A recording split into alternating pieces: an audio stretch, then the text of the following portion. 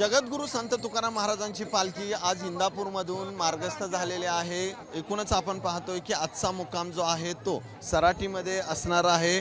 त्या अगोदर इंदापूरमधून निघाल्यानंतर अनेक भाविक जे आहेत ते या पालखीचं दर्शन घेण्यासाठी खरं तर इंदापूर आणि सराटीच्या मध्ये अनेक ठिकाणी पालखी ज्यावेळेस थांबते त्यावेळेस अशा प्रकारे दर्शन घेण्यासाठी थांबत असतात। आपण पाहतोय की तुकाराम महाराजांची पालखीचा आजचा मुक्कामच्या अगोदर वडापुरी या ठिकाणी विसावा असेल, त्यानंतर बावडा इथे विसावा असेल आणि त्यानंतर सराटीला मुक्कामी जाईल। त्या पार्श्वभूमीवर आत्ता पालखी जी आहे ती इंदापूरमधून मार्गस्थ झालेली आहे।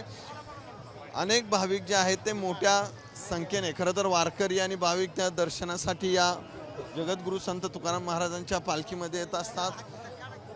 सेल्फी काढतायत, फोटो काढतायत। फुलांनी सजवलेला रथ जो चांदीचा रथ आकर्षक आहे त्या रथामध्ये खरं तर पालखी विराजमान आहे आणि आता या पार्श्वभूमीवर पालखी जी आहे ती सराटीच्या दिशेने आजच्या मुक्कामस्थळी निघाली। कॅमेरामन आदर्श सचिन जाधव, साम टीव्ही न्यूज, सराटी। देश विदेशातील प्रत्येक घडामोडींचे लाईव्ह अपडेट मिळवण्यासाठी आता साम टीव्हीच्या सर्व सोशल मीडिया प्लॅटफॉर्मला लाईक, फॉलो आणि सबस्क्राईब करा। तसंच सर्व नोटिफिकेशनसाठी बेल आयकॉन प्रेस करायला विसरू नका।